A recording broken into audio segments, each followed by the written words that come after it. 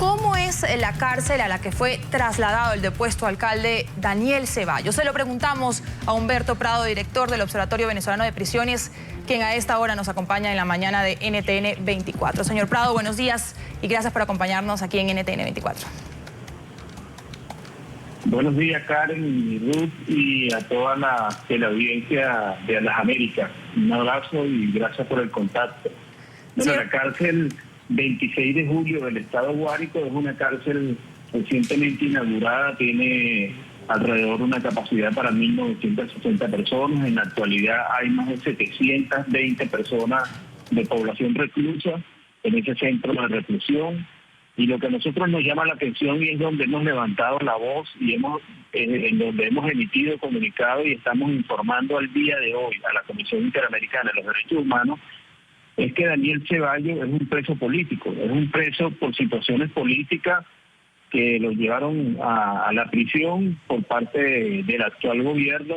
que en absoluto por el procedimiento que se le abrió como abogado, te puedo decir que es una situación totalmente irregular en la forma que se le procesó, y de ello simplemente nosotros, tanto a Leopoldo López como a Daniel Ceballos, solicitamos medidas cautelares de protección a su vida, y la Comisión Interamericana de Derechos Humanos emitió esas medidas cautelares para que el Estado tome las medidas requeridas para que la vida de estas personas esté resguardada y se le brinde toda la atención de manera de que no estén aislados, de que tengan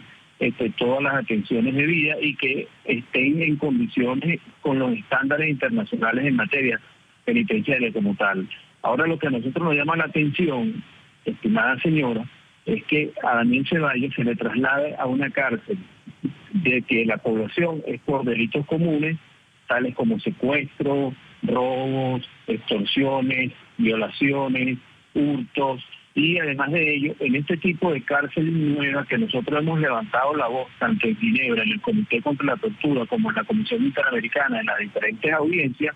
es que en estos nuevos centros penitenciarios se le está dando adiestramiento premilitar, pero además de darle adiestramiento premilitar a esa población reclusa, también se le ideologiza poniéndolos a hacer viva voz de lo que son himnos de cantos militares y de Chávez vive. Imagínense entonces una población reclusa con este tipo de adiestramiento y que llega uno de los líderes más importantes de una región a ese centro penitenciario como tal, y es por ello que nosotros hemos dicho de que su vida corre peligro y que esa cárcel no es para un preso político y que el Estado debería tomar en cuenta todas estas indicaciones que uno les está diciendo, en vista de que el tema que trabaja la organización que yo represento es de cárceles, y por lo tanto, si el procedimiento está de su juicio está a cargo de sus abogados, también es cierto de lo que tiene que ver con las situaciones carcelarias. Es una misión que nosotros tenemos y por ello hemos levantado la voz, y a través de este espacio que ustedes nos dan, le llamamos la atención nuevamente al Estado venezolano para que Daniel Ceballos sea trasladado a otro sitio de reclusión donde su vida no corra peligro. Señor Prado, justamente sobre esto, una persona como Daniel Ceballos, partiendo de ahí, debe estar detenido en esta penitenciaría. ¿Qué tipos de derechos se le están vulnerando a esta persona y con qué riesgos, como usted bien lo ha señalado, se encuentra un exalcalde en este centro de reclusión? Miren, primeramente yo creo que se le viola lo que son el primer derecho de ser juzgado en el área donde está su tribunal de juicio. Si su tribunal está en Caracas, él debiera estar detenido en una prisión en Caracas, porque nadie puede ser juzgado fuera de la jurisdicción donde presuntamente ha cometido un delito. Y ese sería el primer derecho de lo que tiene que ver con el debido proceso, de las garantías judiciales. El otro derecho que se le puede estar violando es el derecho a la dignidad humana, de que una persona cuando llegue a una prisión lo vistan de amarillo, le den una colchoneta para que duerme en el piso, le corten el pelo rapado. Eso va en contra de la dignidad de la persona como tal. Y en lo que tiene que ver con la uniformidad, yo simplemente siempre le he dicho a las personas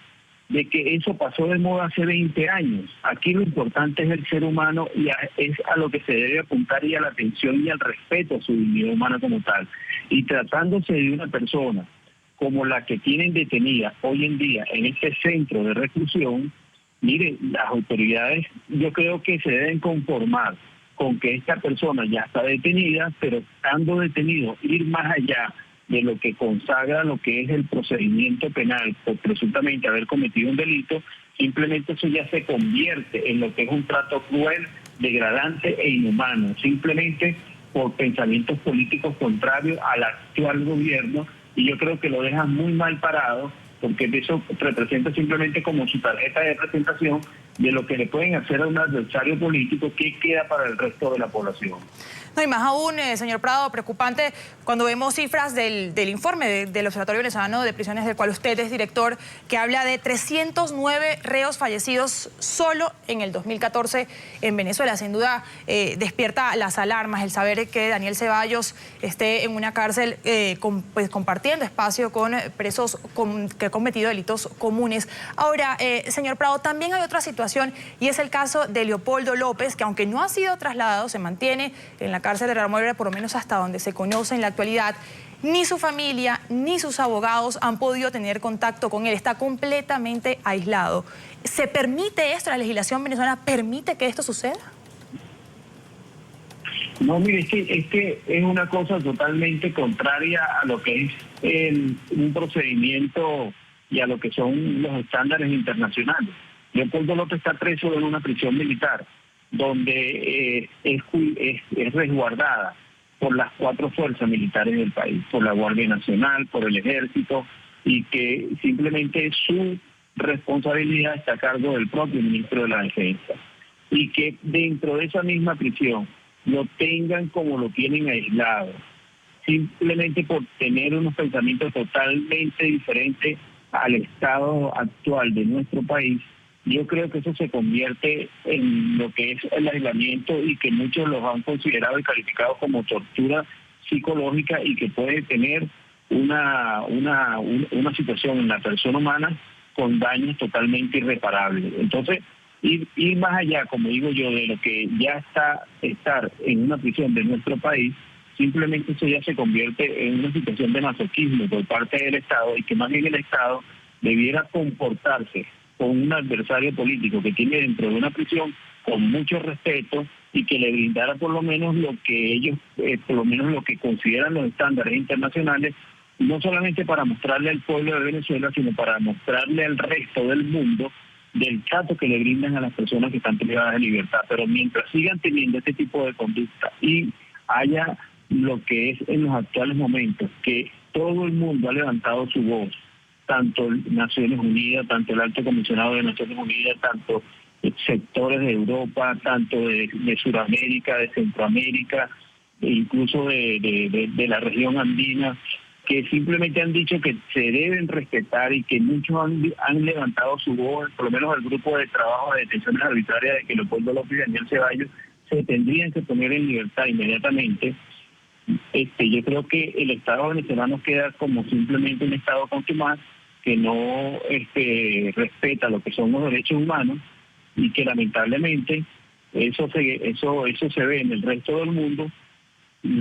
como un Estado que respeta no solamente a una persona que está en condiciones de prisión, sino que va más allá de lo que es un trato degradante e inhumano. Lamentablemente, señorita, se lo digo sinceramente, que esto va en contra de todo principio, y que cuando uno lleva a las diferentes instancias estos tipos de casos, no solamente el de Leopoldo o el de Daniel, sino el resto de la población reclusa, ninguna de las personas, tanto de los comisionados, tanto de los relatores o como de los expertos de Naciones Unidas,